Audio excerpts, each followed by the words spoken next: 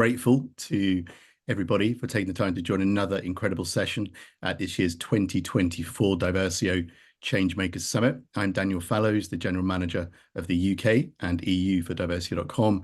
Over the next 30 to 40 minutes, we'll be digging into and discussing and learning how inclusion, artificial intelligence, and people analytics are transforming workplace engagement as executives explore the role of data in creating high-performing teams. We've got an incredible panelist with us today. I'll be moderating, but sitting back, listening, learning as much as I can over the next 30, 40 minutes. So as your geographically closest, I'll begin with Karen Blake, her co-chief executive officer of Tech Talent Charter. Karen leads efforts to drive diversity, equity, and inclusion across the technology industry. Karen's got extensive experience in human capital consultancy and skills development and is a specialist in D&I, accessibility, and neuro-inclusion. Karen is also a strategy steering board member for the City of London's Women Pivoting to Digital Initiative and co-founder of Active Inclusion, Equity, and Employment. Also, where she gets the time, I've got no idea, but also strategic advisor and disability advocate with the Sens Hub, and again, also serves on multiple steering committees. Your calendar must be all over the place, Karen, but we're very grateful for you to making the time. And Leslie, Senior Director of Women in Communications and Technology, WCT. Leslie's held leadership positions in the Canadian innovation and technology sector for the past 15 years. Her expertise spans retail innovation management, oil and gas corporate development, commercial banking with a focus on women entrepreneurs, tech startups, scale-up, and angel investing in Women's Equity Lab. She's currently serving as Senior Director at WCT, a national NGO with over 30 years of success in advancing women in digitally driven workplaces. Then we have Felicia Lacan Salami, her founder and CEO of Diaspora for African Development, and also Chief Executive Officer of Gelt Bakery, part of the Milton Food Group. Felicia is a visionary global business leader with over 2 decades of experience bridging corporate excellence and entrepreneurial innovation.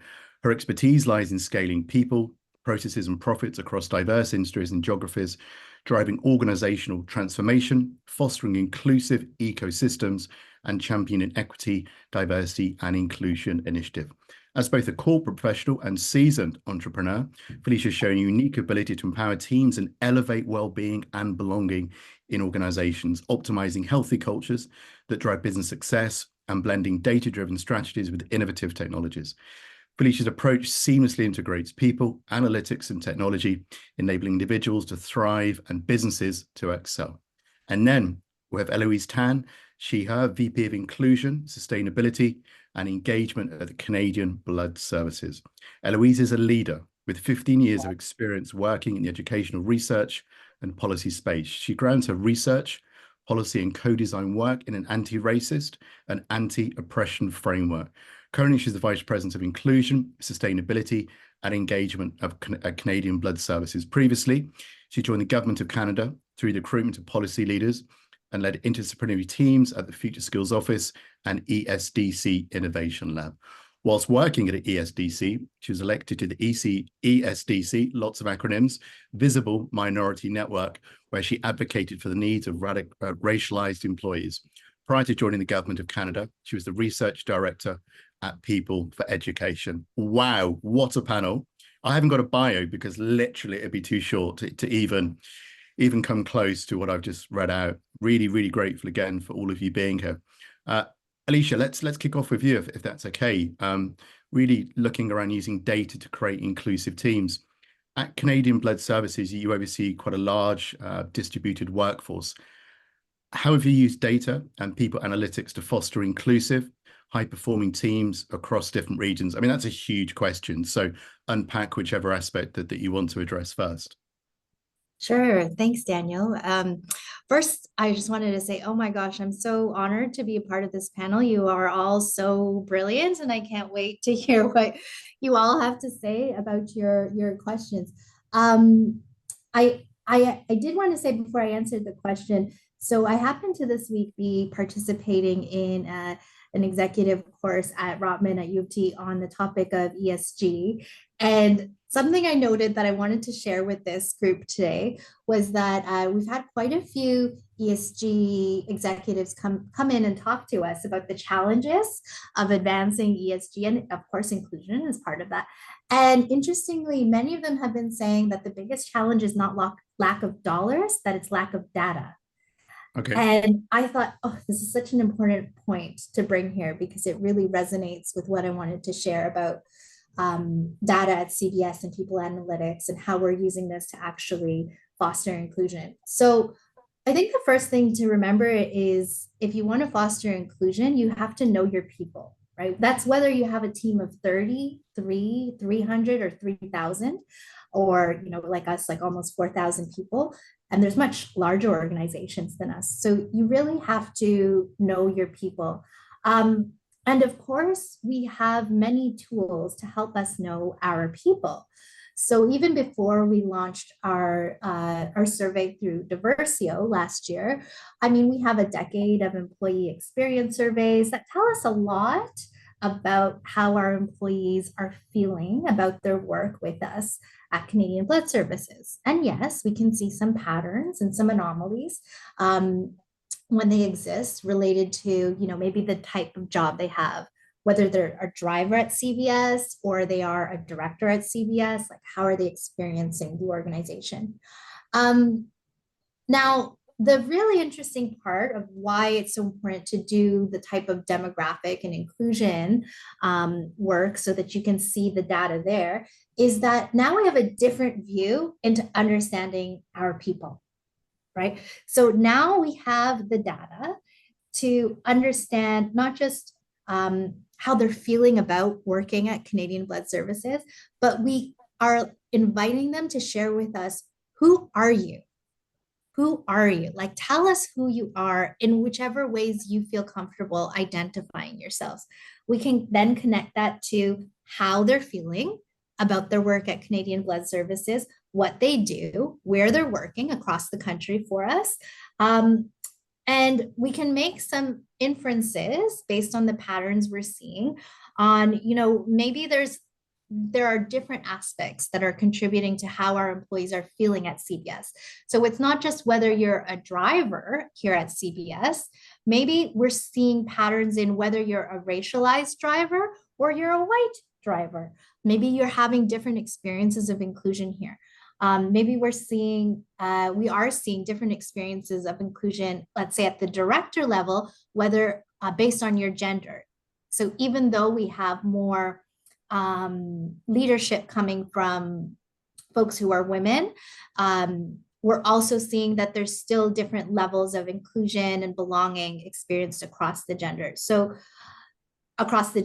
what we're using our data to help us understand is how can we link this to already the rich data sets we have that tell us about our employees. One thing that I did want to point out in conversations where we center data and technology, there's a really important data collecting instrument that sometimes we don't talk about in these forums, and that's the manager. Like the person, the team leader is constantly collecting data. Without technology, they're constantly collecting data to understand their teams, their employees. So what we do at Canadian Blood Services with the rich data sets that we get from our work with Diversio is we're able to provide that at a certain level to our people leaders, to our directors, and then they can make sense of the data they collect on a day-to-day basis just by being with their teams, the data we're giving them through our work with Diversio, the data they're getting from the employee experience survey, and it's giving them a richer perspective of what's actually happening for their employees.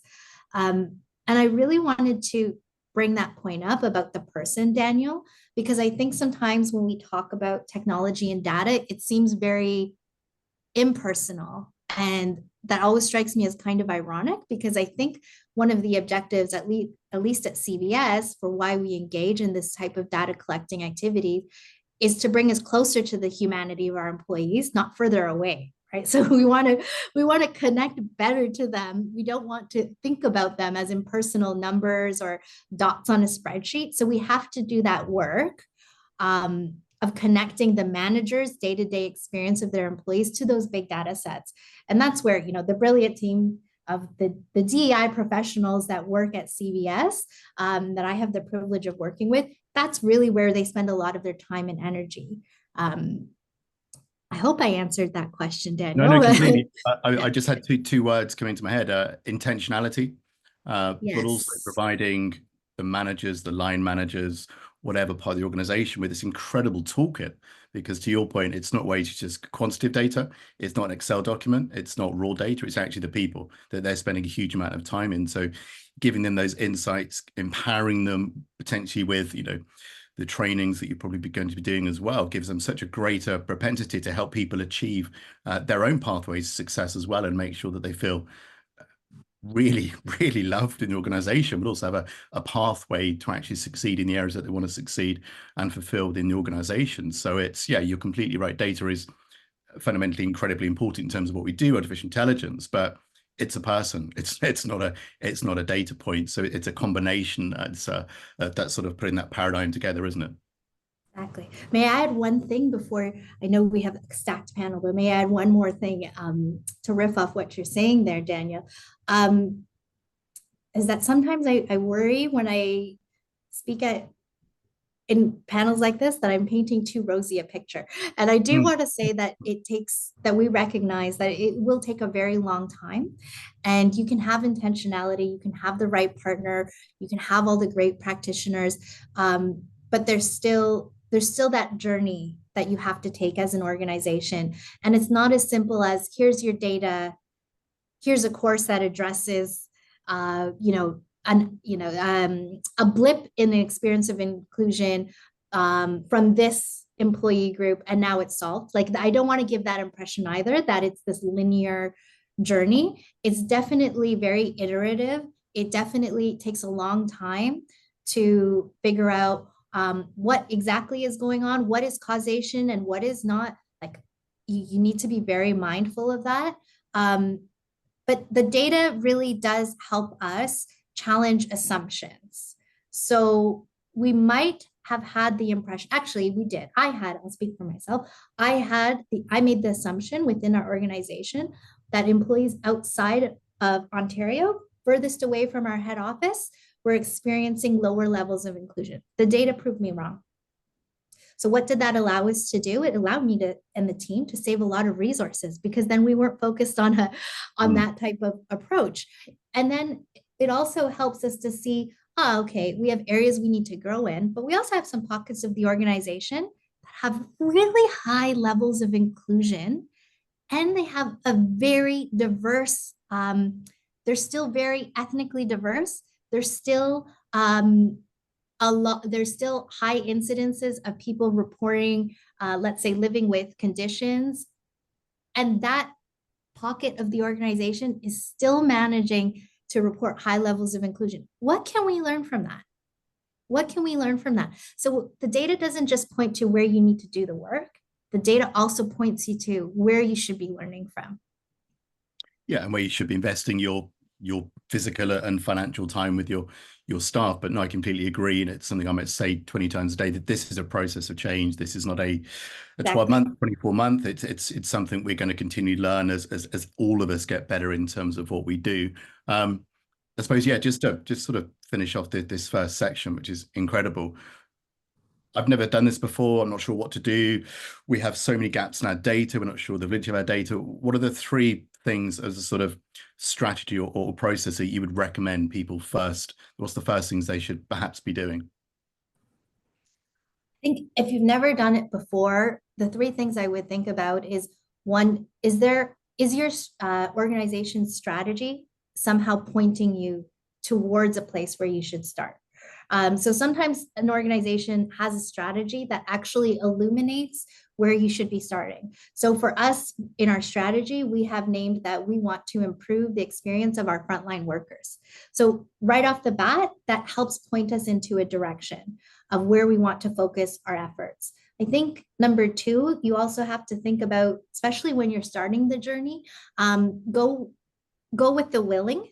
So, especially in a complex organization, you're going to have pockets that are more willing than others to go on this journey with you. And I do want to say, like, caveat, that does not mean if they're not willing that they're not interested in DEI. It might mean they have other priorities they need to focus on, and that they were given that mandate from the executive team. So, going with the willing is always going to make your journey a lot easier. I think the third thing, when you're thinking about where to start, you have to have an element of, you have to have a picture of your resources. So, what resources are available to you?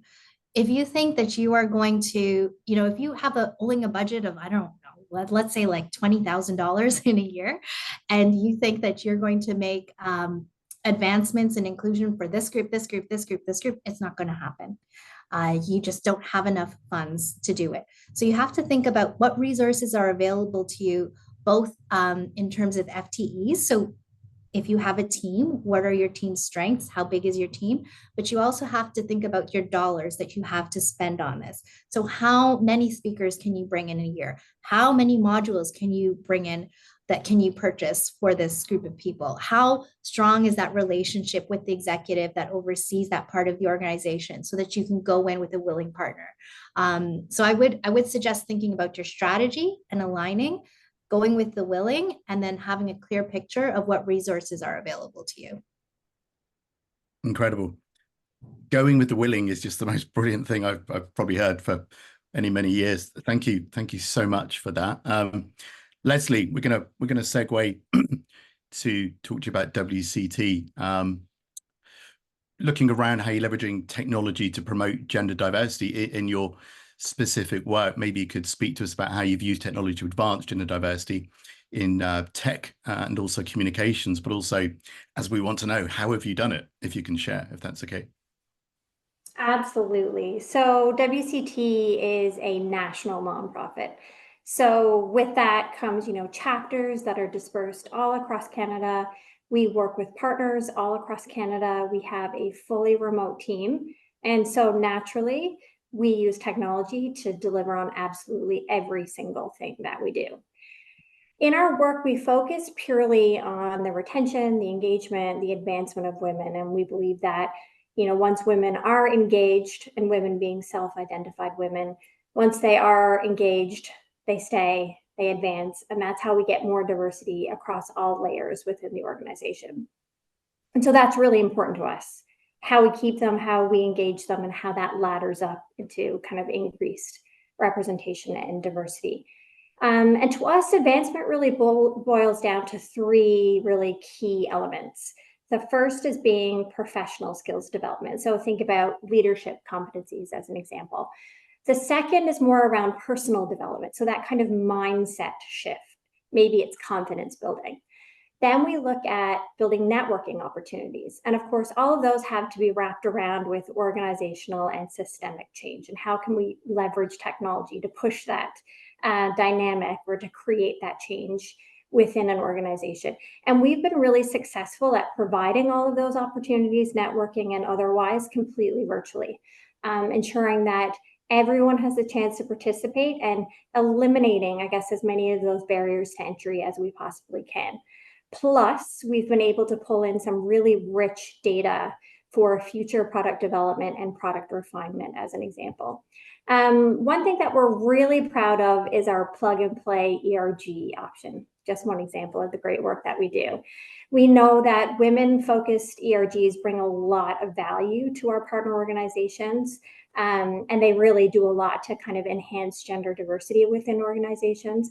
But we also know that they can be really time-consuming and they can be really costly. And that's where, we thought, well, why not launch this turnkey solution, this digital solution? And it's run off of a digital community platform. It's where women can go and attend live stream events with, expert speakers that we can bring in from all across Canada.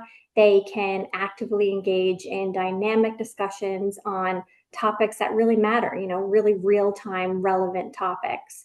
They can participate in mentorship programs with mentors from all over the country, and the list really, really goes on. And it's all with the goal of, developing those professional skills, building that kind of personal development, that mindset development, network building, and again, removing as many barriers to entry as we possibly can.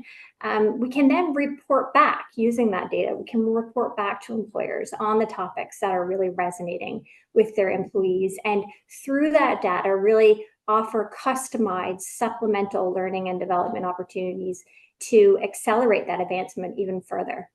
So engagement, satisfaction, longitudinal outcomes, and what have you, they're all really so much easier to track and deliver on and predict when you use technology to capture and really deliver on those robust data sets. So yeah, we'll continue to play in the space alongside our partners. Of course, we had some really fantastic partners at the table who are really anxious and eager to leverage technology to build on the great work that they're doing. And, we'll just continue on that mission. Wow, blown away completely. Obviously, technology, Leslie, is a very broad term. It's got both positive and negative connotations as well. What challenges have you seen sort of professionally, potentially the adoption, the usage, if it's used to promote people around professional skills or personal skills? What specific ways have you, maybe just one example, how you've adopted it and how technology has really helped you dig into all of those? I was taking so many notes then into those incredible initiatives and sort of the work practices that you're delivering every day. Yeah, I mean, you mentioned earlier how it's all really a process of change. And you're going to have some people that are really early adopters and drivers of change, the ones that are more likely and eager to, latch on to a new technology, a new offering. And that's the kind of, what we really play into. We find those early adopters, we find those champions in the organizations that we work with and use them to help educate and excite everyone else to come along on the journey. So, whether it's you're looking for a champion at the executive level to really kind of push that agenda forward, or maybe it's a champion that's a user of the technology that can empower colleagues to use as well. Champions are really important to us. Yeah, no, absolutely. That's awesome. Thank you so much.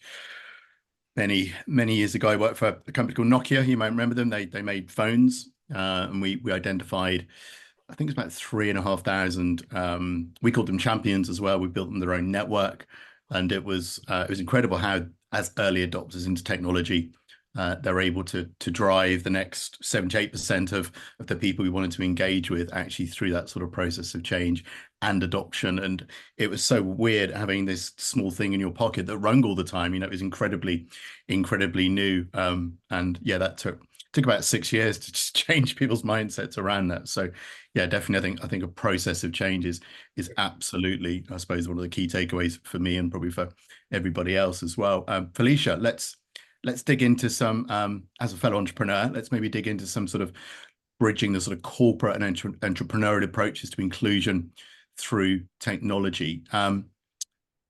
Again, you've got such a wealth of experience. I don't want to focus too specifically because I'd love a really broad, detailed answer, but kind of what unique challenges have you faced in driving inclusion for teams operating in quite, very different environments? Thank you so much. I would say the biggest challenge in driving inclusion across corporate and entrepreneurial settings is the balance between structure and agility. And I'll just like to set the premise around the strength of the team is in each individual member, but then the strength of each member is also in the team.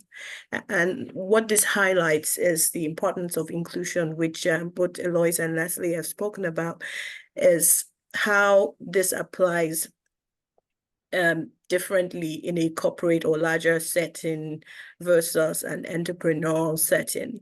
I think it was Eloise that mentioned around know your people and what role that team leader has, and how that's crucial to navigating these challenges. In the corporate environment, the challenge is typically navigating bureaucratic layers, I would say.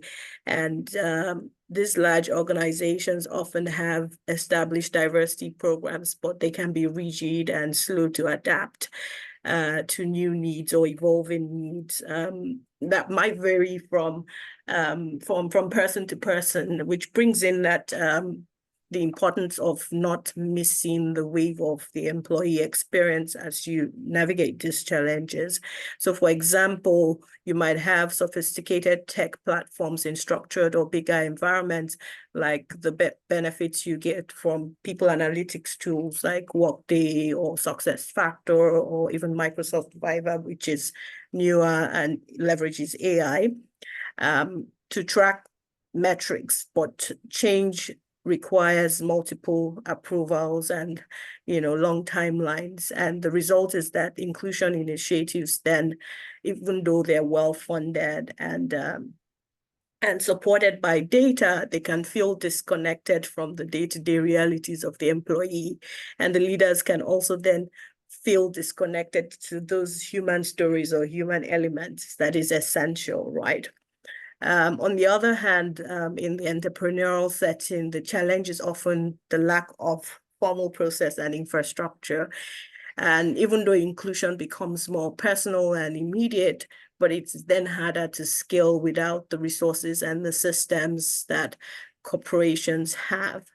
So what I've found myself relying on, having been in both types of setting, is on a hybrid nature, meaning that you want to leverage what technology offers you, but then you want to be intentional about how you don't miss those human elements, really, which is goes back to the people that make the business, right?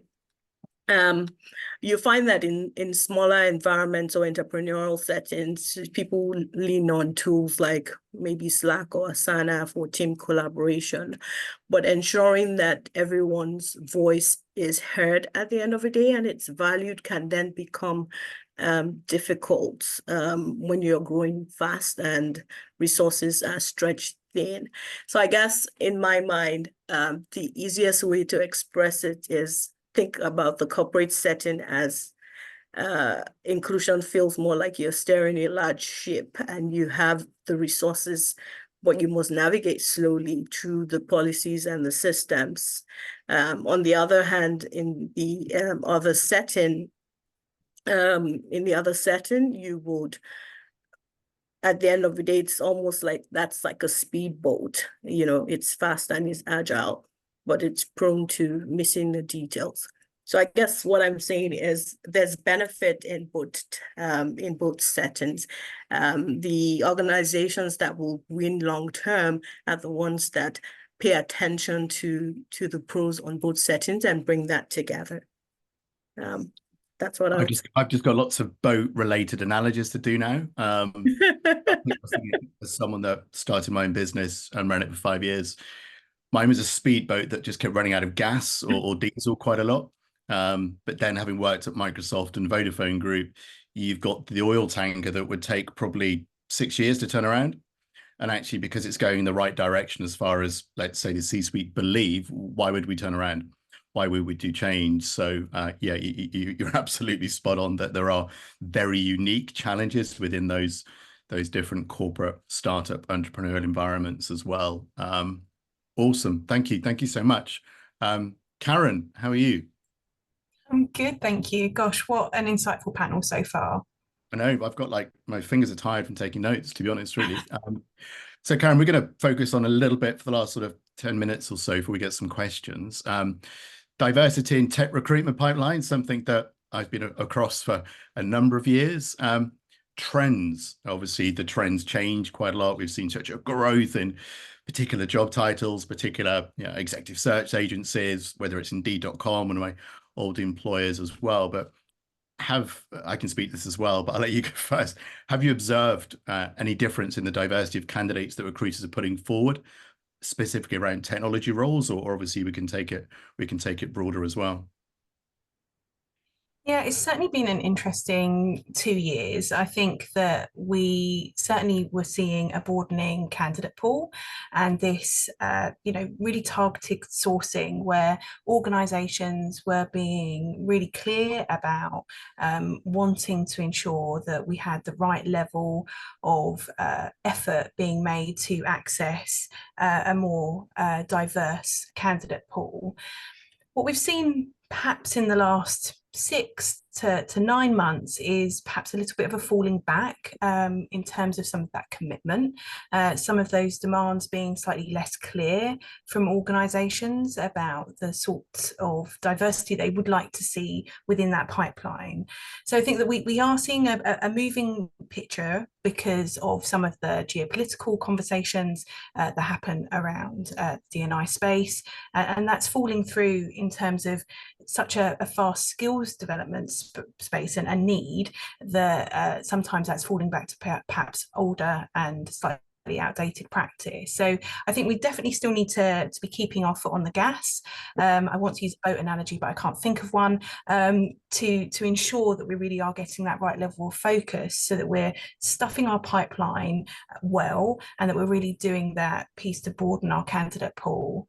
One of the ways that I am really enjoying that we're kind of embracing tech is where we're able to give more personalized recruitment journeys, using those tools to really make sure that when we're inviting a broader candidate pool, that we're able to support them appropriately through their recruitment journey. And I think there's now many more access points to be able to first reach those candidates, but also then make sure that their experience as they go through the recruitment process is more suited to them, and to make sure that it's supporting their needs well.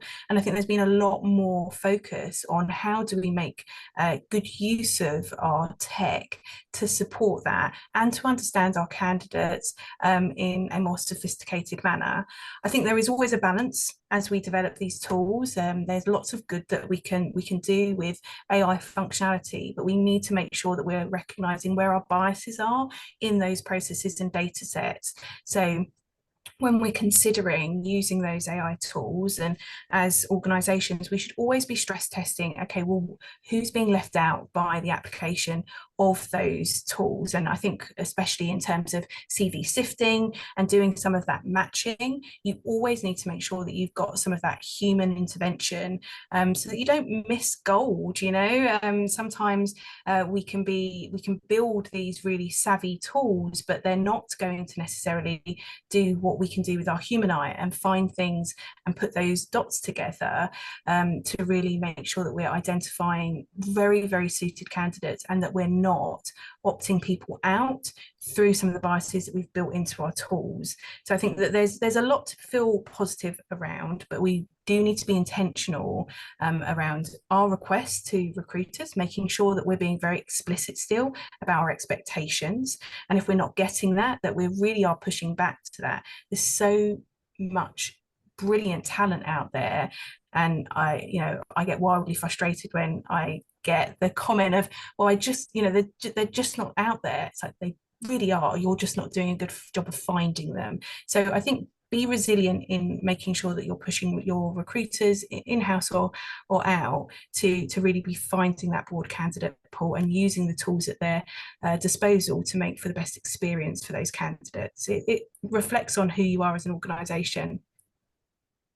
Well, you've made me feel a bit more optimistic because, frankly, I'm an eternal optimist, just FYI. But the last 8 years, I've been working directly within recruitment technology, building software solutions, artificial intelligence. I haven't seen any noticeable change within the big global organizations, staffing agencies, or maybe the small niche boutique agencies.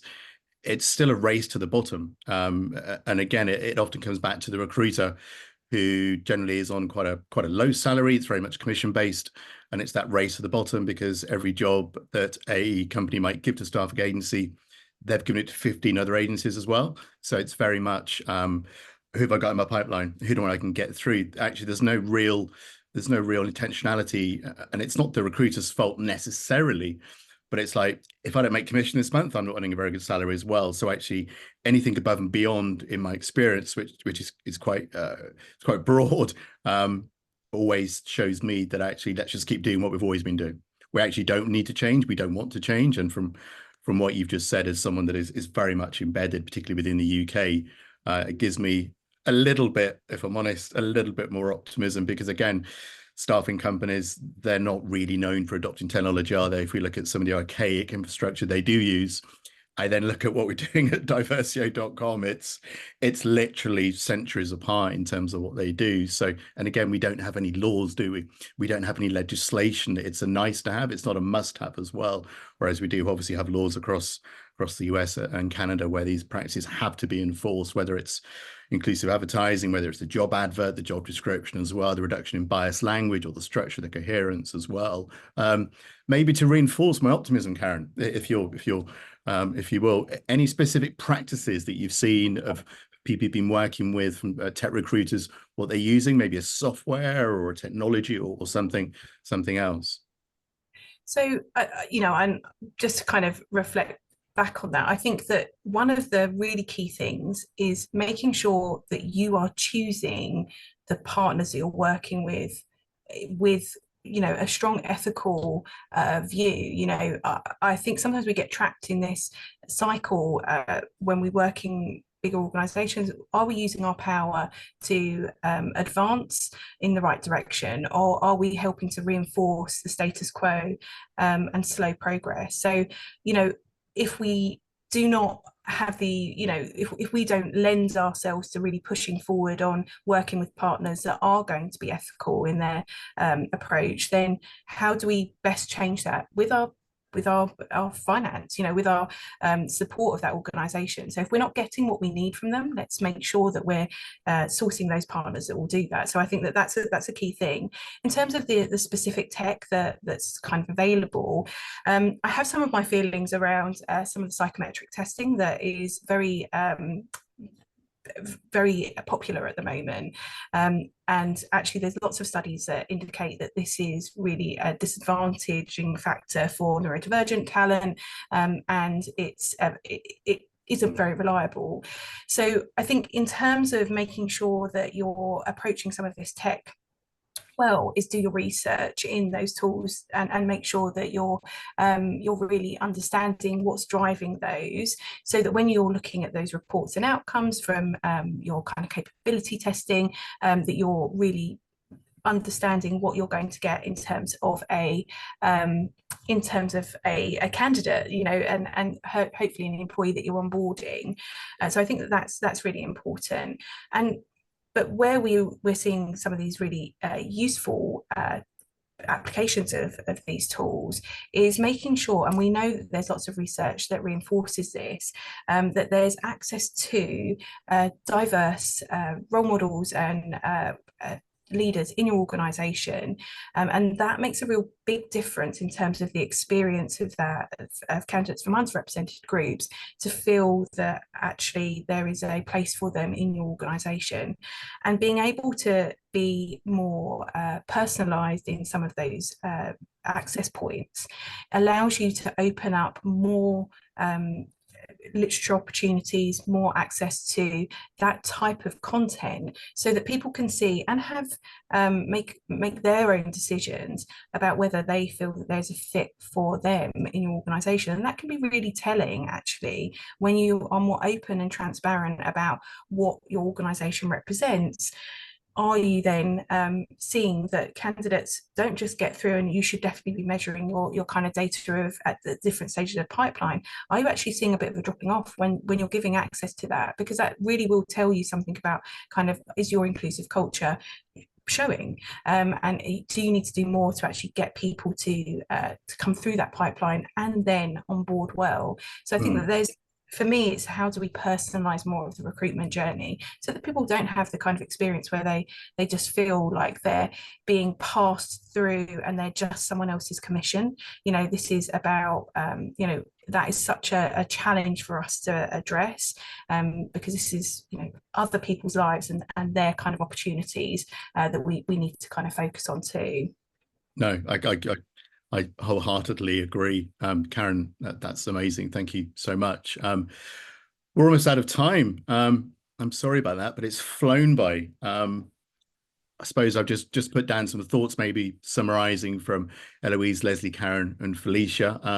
I think we had a consistent theme about a process of change. It's going to take time and investment, both in your people and your teams. It's not going to change in 6 months, 12 months, but actually having somebody very wise once said, a road to nowhere is hard to build. So having that process, having that strategy in place is incredibly important. I think it was Leslie that mentioned working with partners that can help you begin your data journey. Data really is sort of the foundational element of your D&I, but also your sort of broader company strategy. If you have no data, there's partners, obviously like Diversio, that can help you with that, but help you really make sense to make it actionable, measurable, and really meaningful for your business. And then possibly my favorite saying of the day, obviously I'm biased, but going with the willing, because this is about technology, this is about artificial intelligence, which is wonderful, but it's also about people, the most important part of every single organization. So Eloise, Leslie, Karen, Felicia, I've been humbled by what everyone has just spoken about for the past 45